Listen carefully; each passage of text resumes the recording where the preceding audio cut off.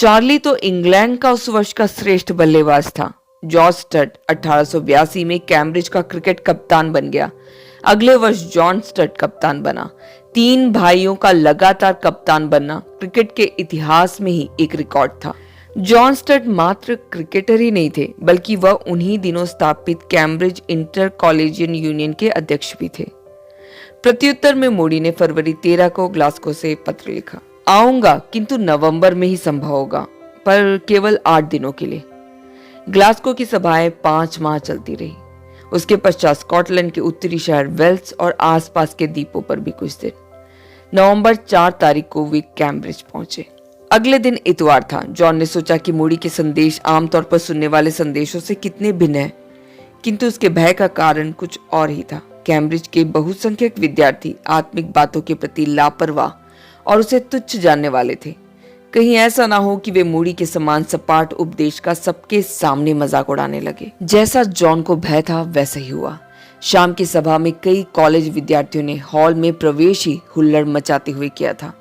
जब सैंकी गीत गाता तो वे उसकी नकल करते। सैंकी बहुत परेशान हुआ।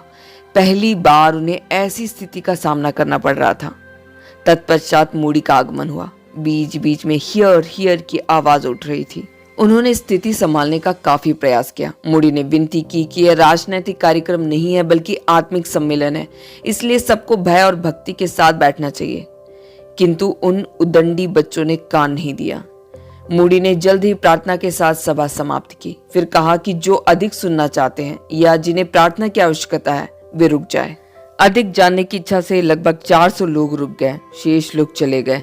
मूडी ने पुनः उनसे बातें की, प्रचार किया। उस झुंड में से वे लोग भी थे जिन्होंने पहले कोलाहल मचाया था, किंतु अब वे शांत बैठकर वचन सुन रहे थे। कुछ देर पहले किए गए हुड़दंग पर अब उनके चेहरों पर पछतावा दिख रहा था। मसीह यूनियन के विद्यार्थी और कार्यकर्ता मनों में बोझ लिए अपने हॉस्टल की ओर निकल गए।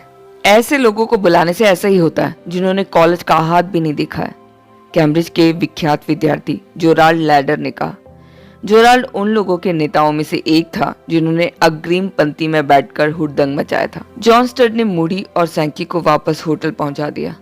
सैंकी का चेहरा देखकर स्टड समझ गए थे कि वह थक गए। मूडी के चेहरे से कुछ भी समझ में नहीं आया।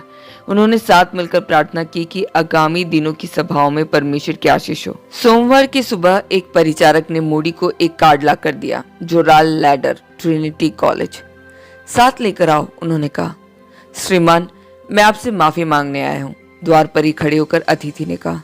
उस दिन जिन लोगों ने हुल्लड़ मचाया था उनकी ओर से मैं एक माफीनामा भी लाया हूँ। भीतर आइए। लैडर से हाथ मिलाते हुए मूडी ने उसे भीतर लिया, प्रेम पूर्वक उससे बातें किया। उस शाम की सभा में लैडर अग्रिम पंक्ति में ही उपस्थित था। शांति के साथ उसने संदेश सुना। न केवल यह कि जेराल्ड लैडर ने उद्धार प्राप्त किया, बल्कि यह कि आगे चलकर वे एक मिशनरी बनकर चीन गए। वे काफी समय तक चीन के एंग्लिकन कलीसिया के बिशप भी बने रहे। बुधवार की दोपहर मूडी ने माताओं के लिए एक सभा का आह्वान किया। सभा में कैम्ब्रिज के कई छात्रों की माताओं ने भाग लिया। मूडी ने उन्हें अवसर दिया कि वे अपने बच्चों के लिए प्रार्थना कर सके। माताओं ने आंसुओं के साथ रो रो कर अपने बच्चों के लिए प्रार्थना की। कैम्ब्रिज का सम्मेलन किसी जिम में आयोजित किया गया था, किंतु वहां पर अन्य स्थानों के समान उद्धार पाने की इच्छा करने वालों के लिए अलग से खोजी कक्ष का प्रबंध नहीं किया गया था। बुधवार की रात सभा के पश्चात मूडी ने कहा, हृदय में यीशु को स्वीकार करने से पूर्व आपके मनों में कई संशय हो सकते हैं। जब गणित या विज्ञान में संदेह होता है तब आप शिक्षकों से पूछने में नहीं झिझकते, है ना? आज उन लोगों से हम बात कर रहे हैं जो यीशु को स्वीकार करना चाहते हैं। ऐसे लोग जिम के बगल में स्थित चेंजिंग रूम में जा सकते हैं। कोई खड़ा नहीं हुआ। यह निश्चित था कि जो भी खड़ा होता उसका कल कॉलेज में मजाक उड़ाया जाएगा। किस युवक को अच्छा लगता कि उसका मजाक उड़ाया जाए? किंतु मूडी द्वारा इस प्रकार की घोषणा करने का भी एक कारण था। उनका विचार था कि जिनको वास्तविक मन फिराव की आवश्यकता है वे ही इसका अनुभव करें। उन्होंने एक बार पुनः अपील की। क्षण भर के मौन के पश्चात एक व्यक्ति उठा। लगता था कि उन्होंने कपड़े से अपना मुंह ढांप रखा है। कुछ भी हो, यह एक शुरुआत थी। उस दिन जेराल्ड लैडर सहित 52 कैम्ब्रिज विद्यार्थियों ने गली पार कर खोजी कक्ष में कदम रखा। अगले दिन अधिक लोग थे। उसके अगले दिन एक विशाल जनसमूह उमड़ पड़ा था। उस समूह में कैम्ब्रिज के विख्यात खिलाड़ी और कला व साहित्य के क्षेत्र के कई दिग्गज भी थे। नवंबर 12 को मूडी ऑक्सफोर्ड गए। यद्यपि पहले दिन लगा कि कैम्ब्रिज का सम्मेलन पराजय होगा, परंतु परमेश्वर इस सम्मेलन को एक बड़े विजय में बदल रहा था। संसार देख रहा था जब मात्र 5वीं उत्तीर्ण मूडी ने स्वयं को परमेश्वर के हाथों में दे दिया, जिसे अच्छी तरह कैम्ब्रिज शब्द का उच्चारण करना भी नहीं आता था। तो किस प्रकार परमेश्वर ने उसका उपयोग किया। परमेश्वर ने मूडी को जो जीवन रक्षक नौका दी थी, उसमें कैम्ब्रिज के कई शेर सवार हुए, आश्रय प्राप्त किए। मूडी के संदेश यीशु को प्रभु स्वीकार कर नया जीवन व्यतीत करने के विषय में होते थे, किंतु वे सदा उद्धार प्राप्त करने वालों को गवाह बनने के महत्व के विषय में स्मरण दिलाना नहीं भूलते थे। उनका कहना था कि जब तक एक व्यक्ति दूसरों के सामने स्वीकार न करे कि यीशु उसका प्रभु है, तब तक उसने वास्तव में यीशु को अपने हृदय में स्वीकार नहीं किया है। कैम्ब्रिज के विद्यार्थियों ने इस बात को अक्षरशः गांठ बांध लिया था। इन सब बातों के अलावा मूडी ने उन्हें दूर देशों में मिशनरी बनकर जाने का आह्वान वगैरह नहीं दिया था। उस समय मूडी ने केवल जीवन रक्षक नौका में लोगों को भरने के विषय में ही सोचा था। फिर भी कैम्ब्रिज में उद्धार पाने वाले विद्यार्थियों के मनों में यह विचार आया कि वे सुदूर देशों में मिशनरी बनने के लिए बुलाए गए हैं। वह परमेश्वर की आत्मा का ही कार्य था। एक सप्ताह के भीतर ही ट्रिनिटी कॉलेज के श्री हुपर ने अफ्रीका, टिंडेल के बिस्को ने भारत, ट्रिनिटी के ही आर्थर टर्नर ने चीन जाने का निर्णय लिया। स्टैनली स्मिथ नामक युवक उन्हीं दिनों कैम्ब्रिज में अध्ययनरत था, जिसने अपने लड़कपन में सन 1875 में लंदन में आयोजित कैंप में उद्धार प्राप्त किया था। स्मिथ ने इसे अपना सौभाग्य माना कि उसे मूडी से हाथ मिलाने का अवसर मिला। 1882 की गर्मियों में मूडी इस निर्णय के साथ नॉर्थफील्ड लौट गए कि नवंबर में लंदन में आयोजित कैंप के लिए लौट आएंगे। विद्यालय अभी अंकुरित दशा में था, जिस कारण मूडी की उपस्थिति अत्यंत अपेक्षित थी। उनकी अनुपस्थिति में संचालकों को सबसे अधिक कठिनाई फंड एकत्रित करने में होती थी। मूडी की उपस्थिति अथवा विश्वास का परिणाम प्रायः फंड का बहाव होता था। कष्टप्रद जहाज यात्रा के लिए तैयार होने का एक और कारण भी था। सन 1880 में मूडी नॉर्थफील्ड में एक ग्रीष्मकालीन सम्मेलन का आयोजन करते आ रहे थे। अमेरिका के विभिन्न राज्यों से वहां आकर मूडी के परिचित और प्रशंसक वचन सीखा करते थे। 200 एकड़ में फैला माउंट हर्मन और नॉर्थफील्ड सेमिनारी का प्रांगण प्रकृति की गोद में बैठकर परमेश्वर पर ध्यान लगाने का अच्छा अवसर प्रदान करता था। मूडी ने नॉर्थफील्ड में आयोजित ग्रीष्मकालीन सम्मेलन में भाग लेने के लिए 2 बार अटलांटिक सागर पार किया था। सन 1883 के नवंबर माह के दौरान मूडी साथियों सहित एक बार और लंदन पहुंचे। वहां पर 8 माह तक चलने वाले दीर्घकालीन सम्मेलन का आयोजन किया गया था।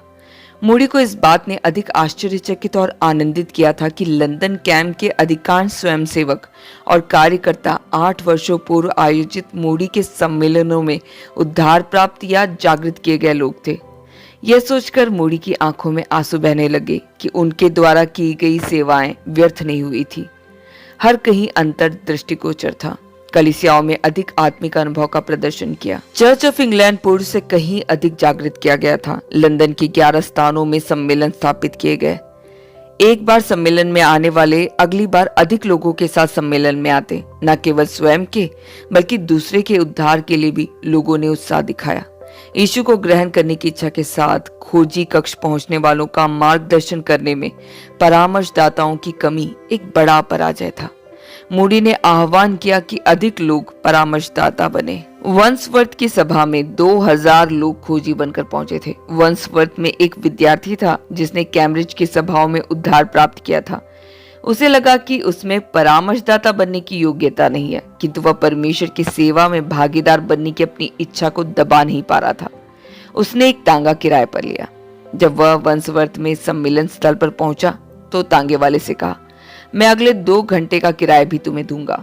मैं यहाँ बैठकर तुम्हारे घोड़ों की देखभाल करूंगा। इसके बदले तुम भीतर जाओ और मूडी का संदेश सुनकर लौट आओ। पूरी लंदन के स्टॉकफोर्ड के सम्मेलन की उल्लेखनीय बात निरीश्वरवादियों के लिए मूडी का संदेश था। किसी ने निरीश्वरवादियों के अध्यक्ष से मूडी का परिचय करवाया। पहली मुलाकात में ही उन्होंने दांत पीसते हुए मूडी से बात किया।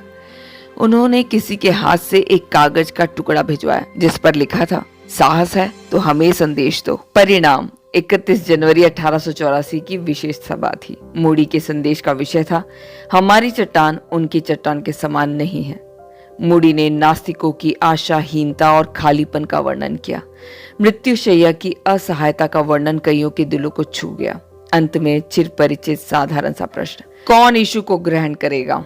चारों ओर मौन पसर गया। अंततः एक व्यक्ति खड़ा हुआ, मैं यीशु को ग्रहण करता हूं।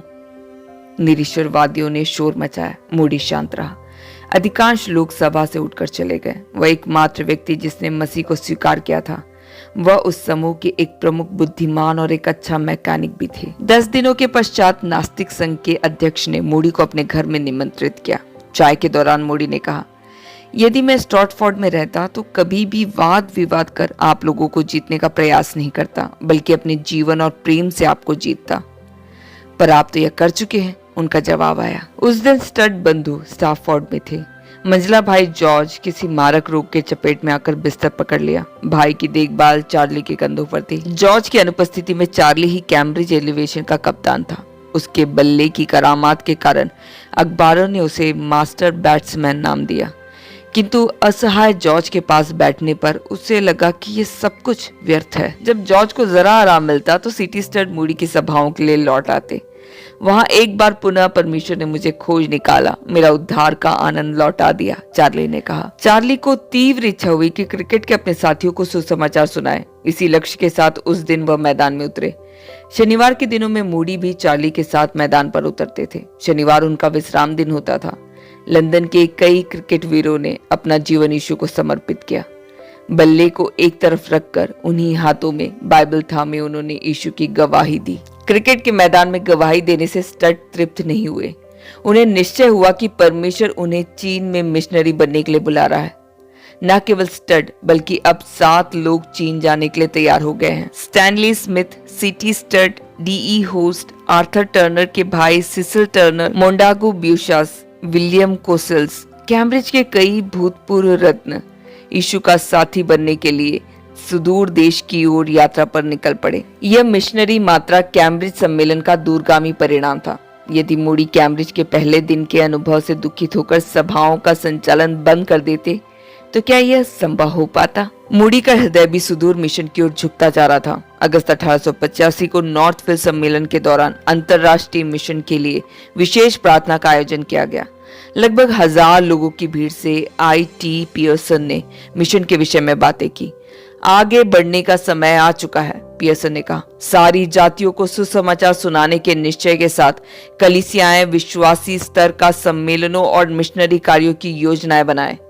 सुसमाचार प्रचार कार्य को सशक्त बनाने हेतु एक सार्वभौमिक समिति भी अलग संगठनों को अलग अलग स्थानों का उत्तरदायित्व देकर सुसमाचार प्रचार कार्य में तेजी लाई जाए। पियर्सन के प्रस्ताव को मत विभाजन के लिए अनुमोदित किया गया। भाग लेने वाले सभी 1000 लोगों ने प्रस्ताव का समर्थन किया। इस प्रस्ताव को एक विनती के रूप में उन्होंने संसार भर की कलीसियाओं को भेज दिया। सम्मेलन ने अंतर्राष्ट्रीय मिशन कार्यों का उत्तरदायित्व मूडी और अन्य 6 लोगों के एक समूह को दे दिया। उनमें से एक इंटर कॉलेजियन YMCA के अध्यक्ष लूथर डी विशर्ट थे। दूसरा व्यक्ति जॉन स्टड थे, जो नॉर्थफील्ड सम्मेलन में भाग लेने के लिए आए हुए थे। नॉर्थफील्ड सम्मेलन के माध्यम से मूडी, विशार्ड और स्टड एक नवीन संगठन की नींव रख रहे थे। मूडी के निर्देश के अनुसार अमेरिका के महाविद्यालयों में अंतर्राष्ट्रीय मिशन का परिचय देने के लिए जॉन स्टड वहीं रुक गए।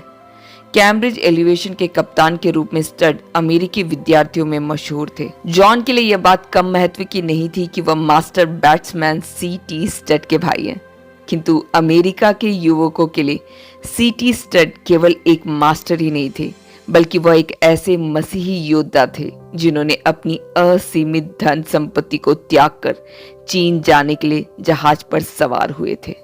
जॉन स्टड के अमेरिकी प्रवास के दौरान जॉन आर मोट नामक कानून का विद्यार्थी मसीही विश्वासी बन गया। उन्होंने जॉन आर मोट में एक ऐसे युवक को देखा जो भविष्य में अंतर्राष्ट्रीय कार्यों और सार्वभौमिक संगठनों को अपने नियंत्रण में रखकर संचालित करने में सक्षम थे। 1886 में रिचार्ड के प्रोत्साहन से नॉर्थफील्ड में 1 महीने तक चलने वाला एक छात्र सम्मेलन आयोजित किया गया। अमेरिका के विभिन्न विश्वविद्यालयों से लगभग 250 विद्यार्थी माउंट हार्मल में रहने के लिए आए। क्रिकेट, बेसबॉल, तैराकी, अध्ययन, मनन, आराधना, इस प्रकार 1 माह का प्रवास। उसके विषय में पहले तो यही सोचा गया था कि यह छात्रों का एक सामान्य सम्मेलन होगा, किंतु बहुत ही जल्द यह एक मिशनरी चुनौती सभा के रूप में परिवर्तित हो गया। रॉबर्ट वाल्टर नामक एक युवक जो कैंप में भाग लेने आया था, वह सुदूर राज्य में सेवा करने वाले एक सेवानिवृत्त मिशनरी का पुत्र था। उन्होंने 1883 में प्रिस्टन मिशनरी सोसाइटी नामक एक संस्था की स्थापना की थी। इस संस्था में 5 ऐसे विद्यार्थी भी शामिल थे जिन्होंने यह निर्णय लिया था कि यदि परमेश्वर चाहे तो हम सुदूर राज्यों में जाकर उसकी सेवा करेंगे। रॉबर्ट वाल्टर नॉर्थविल कैंप का एक निर्णायक व्यक्ति था। वह हमेशा सुदूर राज्यों के मिशन की ही बातें किया करता था। वाल्टर ने जाना कि सभा में आने वाले 250 विद्यार्थियों में से 23 को ही सुदूर मिशन में रुचि है। इन 23 लोगों को एकत्रित कर अक्सर शाम के समय में वे प्रार्थना किया करते कि अधिक से अधिक लोग मिशनरी कार्यों के लिए स्वयं सेवक बने। तीसरे सप्ताह वाल्डर ने मूडी से पूछा कि ब्रिस्टल में एक ऐसा समूह है जिसमें कुछ विद्यार्थी हैं और उसमें एक अमेरिकी भारतीय भी है। क्या उन्हें कैंप में कुछ देर बोलने दिया जा सकता है? विचार से चर्चा करने के बाद मूडी ने उन्हें अनुमति प्रदान की। अपने कार्यक्रम को उन्होंने 10 देशों का संगम नाम दिया था। नॉर्थफील्ड कैंप में एक परिवर्तन दिख रहा था। 10 देशों के लोगों ने कैंप के सदस्यों का मन मोह लिया। अधिकांश लोग अपने कमरे में या पेड़ों की छाया में जाकर घुटनों पर खड़े हो गए। उन्होंने आंसुओं के साथ परमेश्वर से विनती की कि परमेश्वर अपने विषय में ईश्वरी इच्छा बताए। उस कैंप के दौरान 100 लोगों ने सुदूर देशों में मिशनरी बनने का निर्णय लिया। यह स्टूडेंट वॉलंटियर मूवमेंट का प्रारंभ था। आगे चलकर स्टूडेंट वॉलंटियर मूवमेंट से ही स्टूडेंट क्रिश्चियन मूवमेंट SCM और उससे इंटरवर्सिटी फेलोशिप प्रारंभ हुआ।